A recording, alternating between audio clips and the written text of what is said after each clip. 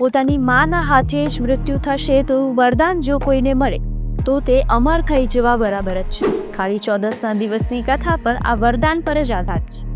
નમસ્તે, હું છું ચાંદની. નરકાસુર નામનો ભયાનક રાક્ષસ જે સ્વયં ભૂમિ દેવીનો પુત્ર હતો, પણ લક્ષણો ભૂમિ દેવીના પુત્ર જેવા બિલકુલ નહોતા.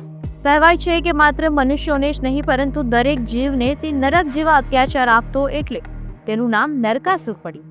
તે એટલો શક્તિશાળી હતો કે તેણે ઇન્દ્રલોક પર આક્રમણ કરીને અનેક દેવતાઓ અને ઋષિ મુનિઓને મારી નાખ્યા. તેણે દેવ માતા અદિતિ અને સ્વર્ગની અપ્સરાઓને પણ કેદ કરી. પોતાના ઘમંડમાં એટલો અંજાઈ ગયો હતો કે તેણે એક કરતા 16,000 મહિલાઓને કેદ કરી. તેના પર અત્યાચાર કરતો શ્રી કૃષ્ણના પત્ની સત્યભામાને જ્યારે આ વાતની ખબર પડી ત્યારે તેમને દ્વારકૃષ્ણે આ બધી જ સ્ત્રીઓને મુક્ત કરાવવાની પ્રાર્થના કરી. ગરુડ પર સવાર કાર બનીને પોતે ભગવાન સ્વયં નરકાસુરના મહેલમાં પહોંચ્યા. તેને લલકાર્યો અને વિનાશકાળે વિપરીત બુદ્ધ.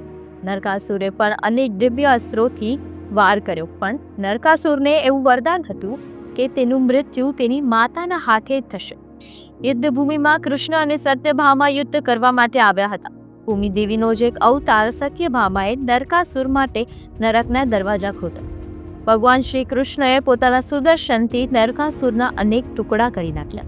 એટલે આજનો દિવસ નરક ચતુર્દશીના નામે પણ ઓળખાય છે.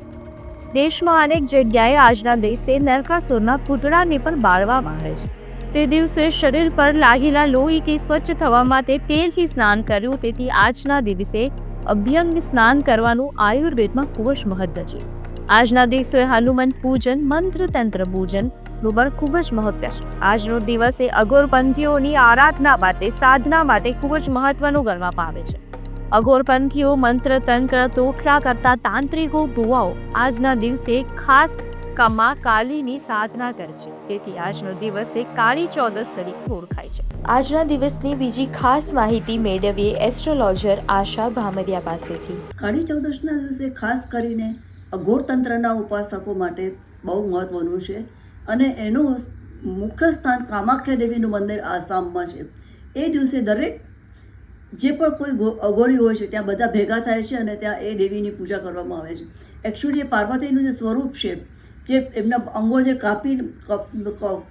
કપાયેલા હતા એમાંથી યોનિનું સ્થાન અહીંયા આ સ્થાન પર પડેલું અને એમનાથી જે ઇમ્પોર્ટન્સ છે એ એટલું છે એનું કાળી ચૌદશ છે.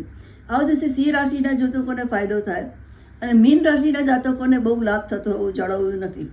તો આ હતી કાળી ચૌદસ અથવા તો નરક ચતુર્દશીની કથા. આવા જ માહિતીસભર વિડીયોઝ માટે જોડાયેલા રહો મુંબઈ સમાચાર સાથે.